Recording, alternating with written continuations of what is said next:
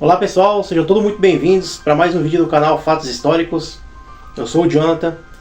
Hoje a gente vai estar trazendo aqui para vocês um vídeo um pouco diferenciado, um vídeo que está repleto de uma história fascinante, uma história bem intrigante. Acredito que muitos de vocês já devem ter visto vários episódios de séries, filmes relacionados à história que a gente vai estar trazendo aqui hoje. Ela é uma história bem intrigante. É uma história que às vezes dá até um pouco de calafrio, né?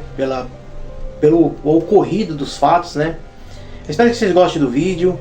A gente vai estar trazendo aqui uma história hoje sobre um dos maiores e um dos primeiros assassinos da história americana.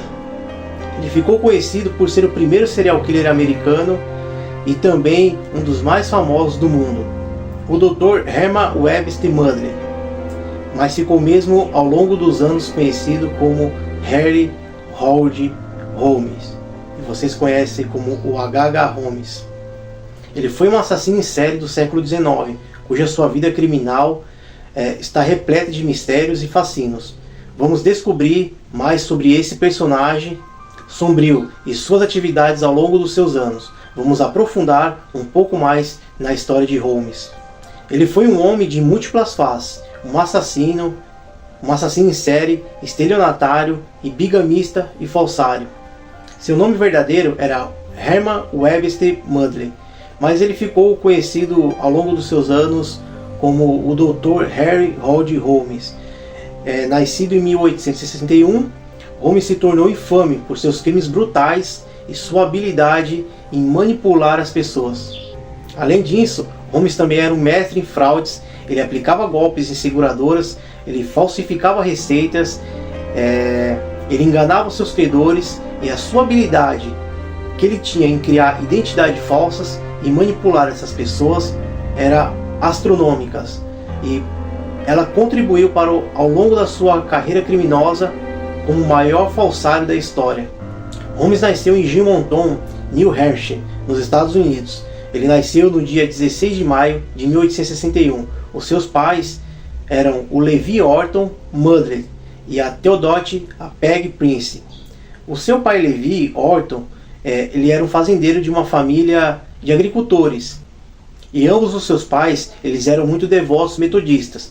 No entanto, de acordo com o perfil que foi traçado naquela época sobre Holmes, quando foi feita a sua pesquisa, descobriram que seu pai era um alcoólatra muito violento. E a infância de Holmes foi muito difícil por isso, pois ele sofria bullying também na escola devido ao seu alto desempenho acadêmico. Excepcional, ele tinha 3 irmãos, a Ellen, o Arthur e o Harry, que também enfrentavam muito a ira de seu pai. A mãe de Holmes, a Theodote, a Peg, também era descendente dos primeiros imigrantes ingleses que se estabeleceram ali naquela região dos Estados Unidos. Embora sua família fosse abastarda, a vida de Holmes nunca foi fácil, e ela foi marcada por grandes desafios e tragédias, incluindo a influência negativa do seu pai e o ambiente hostil que ele sofria na escola. Mas desde muito cedo, ele já demonstrava sinais de alta inteligência. Ele se formou no ensino médio em 1877, e aos 16 anos de idade, ele posteriormente frequentou já a universidade, onde ele estudou medicina. Estudou medicina e cirurgia na Universidade de Michigan, obtendo o seu primeiro diploma em 1884. No entanto, apesar da sua paixão pela medicina, ele foi um estudante mediano na universidade durante os seus estudos. Ele também supostamente realizou cirurgias em animais, e de acordo com alguns relatos que foram contados naquela época, até mesmo ele chegou a matar um colega de infância. Só que realmente esse caso ele nunca foi comprovado nas pesquisas que foram feitas sobre a vida de Holmes, né? No entanto, apesar do seu grande interesse pela medicina, ele estava ainda assim abaixo da média ali na escola, né? Quando se tratava da faculdade. O Holmes, ele roubava e desfigurava cadáveres. Em 1882, Holmes, que na época ainda atendia pelo seu verdadeiro nome, de Herman Webster, entrou para o departamento de medicina e cirurgia da Universidade de Michigan, onde ele se formou 2 anos depois. Enquanto ele estava matriculado, ele chegou a trabalhar no laboratório de anatomia. Em New Hampshire, ele foi aprendiz do Dr. White, um defensor da dissecação humana. E como Holmes constituiu a sua carreira como um homem de negócios, quase ninguém sabia da sua experiência com anatomia e dissecação humana, dissecação de corpos, né?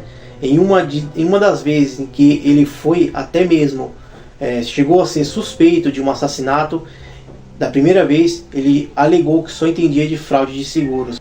Claro que Holmes ele não era um cara pacato e ordeiro. Pelo contrário, Holmes era de fato um indivíduo sombrio e perturbador. Aluno da faculdade na época em que cursou o seu curso, durante os seus estudos na Universidade de Michigan, ele acostumava se envolver em atividades macabras. Além de roubar os cadáveres do laboratório, ele os desfigurava como objetivo de fraudar esses seguros de vida, alegando que aquelas pessoas, aqueles cadáveres, haviam morrido por acidente. A sua mente criminosa e manipuladora ela já estava em ação mesmo antes dele se tornar um assassino em série. O Holmes, não muito satisfeito em lucrar só com os seguros das vítimas e as vítimas de outras pessoas mortas, Holmes ainda dava um jeito de faturar um pouco mais. Suas amizades e suas conexões da época da faculdade de medicina permitia que ele vendesse os esqueletos das suas vítimas a laboratórios e escolas locais. Ele foi acusado de tirar a carne dos corpos, dissecá-los, preparar os esqueletos e os demais restos mortais eram jogados no limão ou no ácido para dissolver o que ainda havia de evidência daqueles corpos. Depois que se formou, Holmes passou os anos seguintes vivendo como um andarilho, trocando constantemente de cidade, de emprego e até mesmo de identidade. Ele também até chegou a se casar com 3 mulheres desconhecidas ao mesmo tempo, onde ele tornou elas as suas esposas, a qual pelo menos 3 delas ele foi casado, constatado que ele foi casado. A primeira esposa se chamava Clara Loverin. Ele se casou ali em meados de 1878. A segunda se chamava Mirta Belcamp. Ele se casou em 1887 com ela. A terceira se chamava Georgina York. Ele chegou a se casar por volta de 1894. Quando ele realmente veio a se estabelecer em Illinois, em 1885, foi onde ele adotou o nome definitivo de Harry Roddy Holmes, pelo qual ele ficaria conhecido pelo resto da sua vida. Lá conseguiu um emprego em uma farmácia, ali na rua 63, ele usou todo o seu conhecimento em medicina e a sua incrível capacidade que ele tinha de encantar todos os que conhecia. Holmes era do tipo de pessoa que ele sempre andava na moda. Sua personalidade agradável, vistosa, bem vestido, fazia dele um homem muito charmoso e um homem muito atraente. Em um determinado ponto de sua vida, ele chegou a ter vários romances fora dos seus casamentos. Em contraponto, um dos seus talentos notáveis, mas negativo, que Holmes tinha uma fama de ser um péssimo pagador.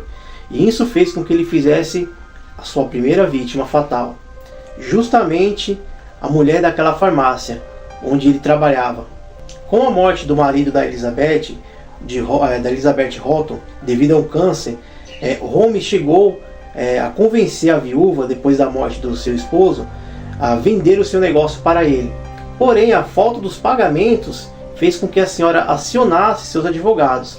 E logo depois, ela inesperadamente sumiu e nunca mais ela foi vista. Ele alegou que ela teria ido ver uns parentes longe e nunca mais ela foi vista. Então, sempre que alguém perguntava pela Elizabeth, ele tinha essa resposta, que ela tinha saído para visitar uns parentes, não tinha deixado recado e nada, ninguém tinha mais visto ela. A Exposição Universal de 1893, naquela época, que Chicago já era uma cidade em ascensão, no final da década de 1980, teve muitas reviravoltas e muitas novas construções estavam surgindo por todo aquele trecho do meio oeste americano, o que era bom para Holmes. Chicago também naquela época já era conhecida por ser uma cidade violenta, uma cidade corrupta, cheia de doenças e outras péssimas características daquela cidade. Um resultado do seu crescimento muito acelerado. O objetivo naquela época dos políticos era de mudar essa má fama que a cidade tinha. Por isso, em 1893, eles decidiram a cidade recebeu uma feira mundial de Chicago, que era para celebrar os 400 anos da chegada de Cristóvão Colombo. Em 1871, a cidade já havia sofrido um grande impacto, um incêndio que destruiu boa parte da sua cidade. E a partir disso, para a surpresa de todos, ela floresceu exponencialmente muito rápido ao longo dos anos seguintes. Era um cenário apropriado para um evento que mostraria o crescimento de um país em si, né? E em menos de um século de um vilarejo, transformou-se em uma grande cidade, uma grande metrópole. Para entender a grandiosidade do evento, nela foram apresentados muitos eventos, uma porrada de invenções. Invenções como a roda gigante, foi inventada naquela época o creme de leite, máquina de lavar louça, as máquinas de café, algumas outras invenções, objetos, bens, comidas foram apresentadas naquele evento, muitas coisas que utilizamos até hoje. Grandes nomes da época participaram deste evento, daquele evento. Foram mais de 26 milhões de pessoas que passaram por aquele evento de Chicago. Um total de 46 países participaram daquele evento, incluindo o Brasil. O evento era a distração perfeita para os planos do Holmes. Em seguida, o rapaz dedicou-se ao seu maior projeto, a sua maior ambição, o projeto mais magistral. Não por acaso ele decidiu construir um castelo, um gigantesco prédio de 3 andares. Seria construído ali num terreno vazio, que ele comprou ao lado da rua onde ficava a farmácia onde ele trabalhava. Esse castelo seria um hotel, o mais próximo possível da praça onde ocorreria a feira, e isso lhe daria os créditos para poder matar pessoas sem levantar suspeitas. Havia um terreno vazio longo à frente da farmácia onde ele trabalhava. Holmes comprou aquele terreno e alguns meses depois ele começou a construção do seu hotel. Essa estrutura era uma estrutura muito feia, ela era grande, contendo mais de 100 quartos, que se estenderam por quase um quarteirão inteiro. Com um castelo construído naquela época, em 1893, repletos de equipamentos que serviria para servir de equipamentos de tortura para matar pessoas. Ele conseguiu fazer, ao longo dos 2 anos de castelo, mais de 200 vítimas, mas ele só foi mesmo confirmado que ele teve a culpa de 27 assassinatos apenas. Uma das curiosidades da construção é que durante aquela obra ele mudava constantemente os operários e os engenheiros. A estratégia de Holmes e a sua intenção era que somente Holmes soubesse cada detalhe da planta do local. E além disso, essa rotação de funcionários, essa rotação de operários, era um plano perfeito para ele não pagar as pessoas que ali trabalhavam na construção, que mesmo com muitos operários levou quase 2 anos e ninguém percebia essa variação de troca de funcionários. O primeiro andar era um bloco inteiro de fachadas, que seria ali das lojas, que ele serviria para alugar, para outros tipos de loja, outros tipos de comércio, para uma enxurrada de novos negócios que abriria ali naquela cidade. Já o terceiro andar, ela seria para vários apartamentos, para a crescente população daquela região, que sem nem saber, nem imaginaria, se tornaria vítimas de Holmes.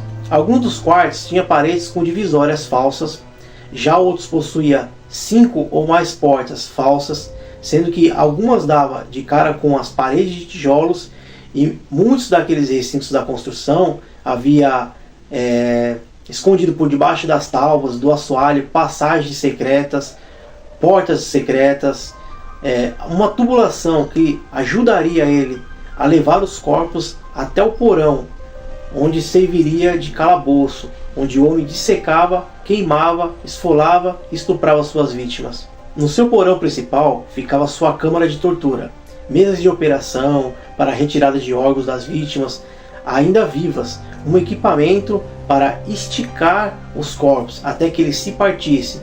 E ele tinha um forno para eliminar os restos mortais e outras ferramentas horríveis.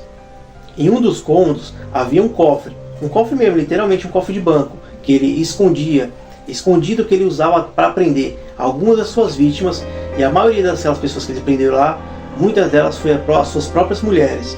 Uma tubulação de gás que variava no sistema inteiro do prédio, ia de quarto em quarto até o seu escritório, que ele usava para apagar as suas vítimas. O forno foi um dos seus principais equipamentos para Holmes, para que ele conseguisse alcançar tantas das suas vítimas.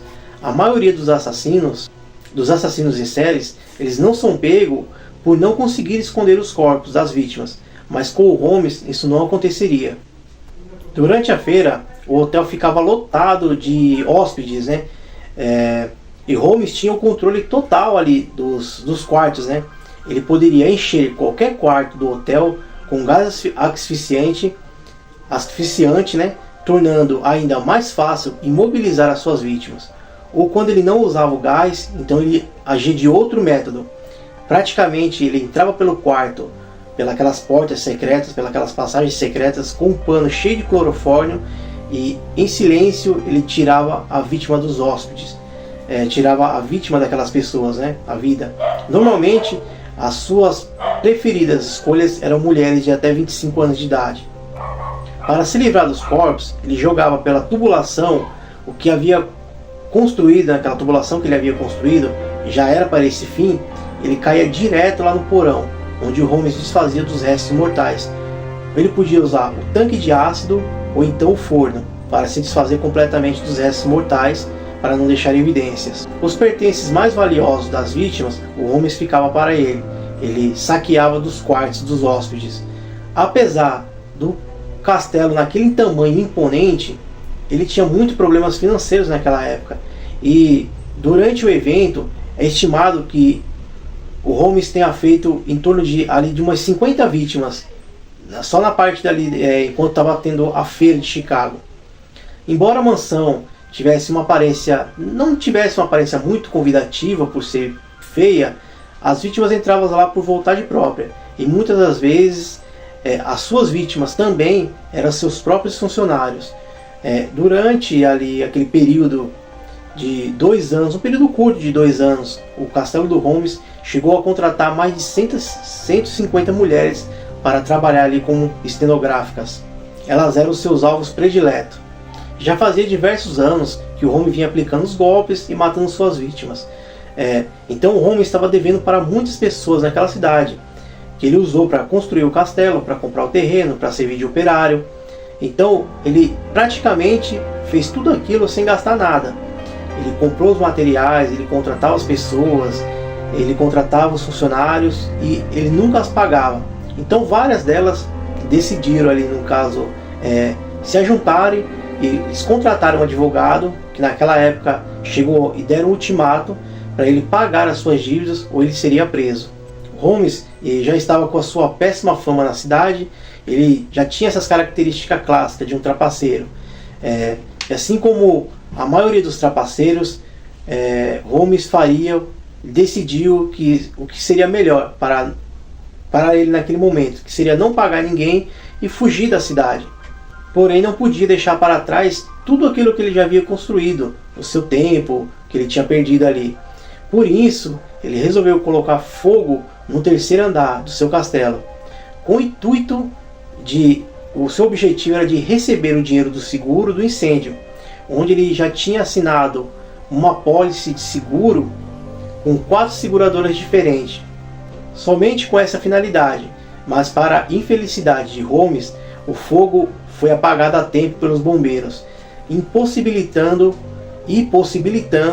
uma possível investigação mais detalhada do incêndio. E o que realmente aconteceu é que então foi enviado, naquela época, um investigador da seguradora. Ele foi mandado para o local. Chegando lá, ele já foi alertado sobre as falcatruas do Holmes, sua péssima reputação que ele tinha como pagador. Durante a investigação, ele constatou que o incêndio começou ali em diversos pontos e focos diferentes de um incêndio no 3º andar. E todos aconteceu ao mesmo tempo, um forte sinal de que o incêndio havia sido provocado propositalmente. O Holmes ele conseguiu escapar ali daquelas acusações de incendiário, só que ele não conseguiu receber o dinheiro do seguro, né? Então ele foi à procura de mais um plano para tentar ganhar ali dinheiro de alguma forma, dinheiro de uma outra forma, né? Junto com seu comparsa, que ele tinha um comparsa também muito trapaceiro, conhecido como Benjamin Pitezel, eles decidiram fugir de Chicago e aplicar esses golpes em vários outros lugares. Essa seria uma das opções melhor dada àquela atual reputação que eles já estavam ali na cidade de Chicago. Eles, no começo, tentaram golpes em vários outros estados diferentes, até chegar no que seria o último plano de Holmes. Se aproximar, apesar de ser acostumado a aplicar golpes, foi justamente em uma dessas fraudes que ele acabou sendo preso pela primeira vez. Naquela ocasião, eles tentavam vender alguns cavalos que não eram deles, eles não eram donos dos cavalos. Então Holmes chegou a ser preso. No período de cárcere, ele conheceu um detento chamado Mario Hedgen. Em uma das suas conversas, ele lhe confidenciou o que seria um dos seus maiores planos, onde ele forjaria a sua própria morte. Ele fingiria a sua própria morte para ficar com o dinheiro do seguro. O detento então resolveu lhe ajudar. Ele disse que encontraria um advogado que auxiliaria ele nesse golpe. Mas ele queria uma recompensa. E como ele não foi recompensado pela sua valiosa dica do advogado, ele resolveu dedurar o plano para os policiais. Isso fez com que Holmes tivesse que alterar alguns pontos daquele seu projeto, daquele seu novo projeto, né? Agora, em seu lugar, quem iria morrer de mentirinha seria Benjamin Pitezel. Então, para resolver o seu problema financeiro, ele convenceu o Benjamin a fingir ter morrido. Assim, eles ganhariam o dinheiro referente ao seguro de vida que eles fez pelo Benjamin, e eles repartiriam o dinheiro com ele. Ele era o empreiteiro de um de seus principais comparsas lá do seu grande castelo lá, Castelo da Morte. O Holmes certificou que ele conseguiria um cadáver muito parecido com o de Benjamin, e isso seria o suficiente para que a seguradora viesse a pagar o resgate, eles resgatar o valor de 10 mil de seguro naquela época que foi feito. Só que ela seria paga para a viúva do morto, mas eles precisavam da cooperação da mulher do Benjamin, pois ela é quem receberia esse dinheiro e teria que repassar a parte do Holmes. No começo, a mulher relutou bastante, porém depois de muita lábia, ela aceitou. O que o Benjamin e a mulher dele não sabia é que o objetivo do Holmes nunca foi e não era conseguir um cadáver que seria parecido com o do Benjamin, mas sim matar ele mesmo, matar o Benjamin. Mas dessa vez o Holmes não teria só apenas que matar ele, ele depois se desfazer do corpo igual ele costumava fazer. Ele precisava convencer a mulher e as autoridades que a morte ocorreu naturalmente, para poder receber o plano do seguro, né? O plano ali de fingir a morte do Benjamin obteve muito sucesso, ele deixou ele inconsciente com clorofórmio, e depois ele acabou queimando o seu corpo com benzeno. Ali em um dos seus depoimentos, o Holmes deixou bem subentendido que Pitezel ainda estava vivo depois da administração do clorofórmio, antes de ser carbonizado.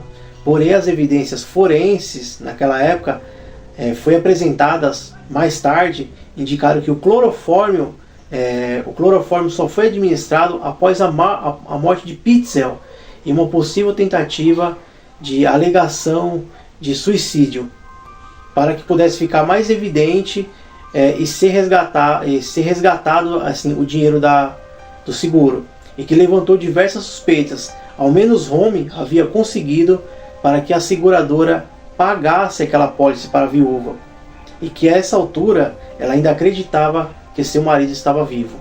E como se não fosse o bastante, ele foi além. Ele ainda mentiu para a esposa do Benjamin. O Holmes ele teve tempo de conversar e convencer com a viúva a transferir todo o dinheiro daquele seguro para ele. E além disso, ele chegou a manipular ela. Ele fez com que ela deixasse 3 de seus 5 filhos sob sua custódia, e ainda por cima ele teve assim, o coração gelado o suficiente para matar 3 dos 5 filhos de Pitzel. Após essa onda de assassinatos, o Holmes fugiu com esse dinheiro para o Canadá. Holmes ele matou aquelas 3 crianças posteriormente, e nesse ponto a polícia já estava fazendo ali uma grande busca por ele, quando veio a encontrá-lo. Apesar dele ter se saído muito bem sucedido no plano ali do seguro, o cerco contra o Holmes começou a se fechar quando as autoridades mesmo encontraram os corpos dos filhos de Benjamin. Ele foi rastreado ali pela uma agência nacional de detetives que havia em Pinkerton. As provas do assassinato de Benjamin eram mais sólidas, por isso os investigadores só o julgaram e condenaram por esses crimes: o crime do Benjamin e o dos filhos dele. Naquela época o Holmes ele foi preso ali por volta do dia 17 de novembro de 1894. Ali mesmo ele recebeu uma sentença de morte em 1896, que ele morreria enforcado ali na Filadélfia. Então ele morreu enforcado na Filadélfia, aproximadamente uma semana antes dele completar os seus 35 anos de idade. Após a sua condenação, ele confessou 27 dos assassinatos que cometeu em uma entrevista ao jornal local. No entanto, ele foi condenado, ele falou que ele confessou 27 mortes, mas ele só foi condenado pela morte de Benjamin e dos seus filhos. Apesar disso, acredita-se na verdade que suas vítimas possam ter sido muito maior do que 200, e que o Holmes teria matado assim por volta dessas 200 pessoas. Ele foi enforcado ali no dia 7 de maio de 1896.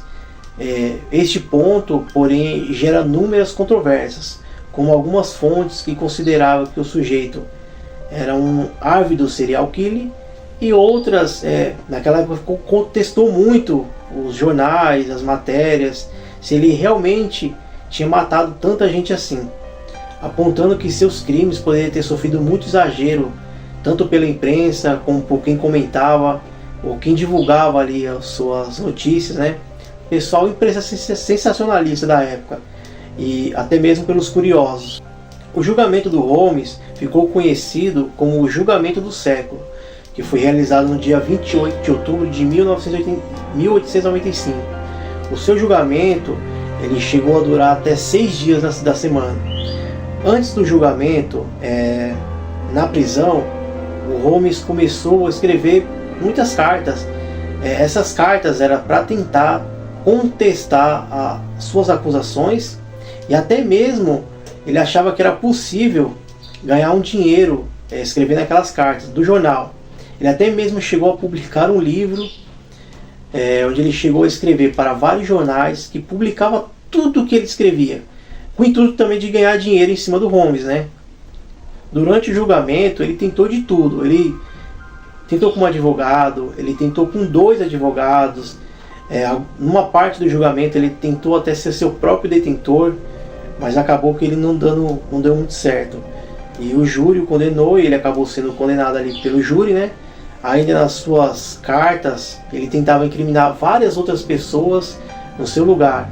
Quando a sua condenação já se aproximava ali perto da data da sua sentença, que foi marcada por dia 7 de maio de 1896, às 10h30 da manhã, quando o Holmes percebeu que já não tinha mais condições, ele escreveu uma última carta para o jornal.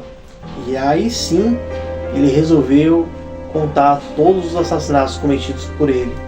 Foi então que, no dia da sua sentença, de manhã ele se levantou, ele tomou seu café da manhã, ele foi lá para fora. Já havia muitas pessoas, já estavam aglomeradas ali em frente àquele palanque.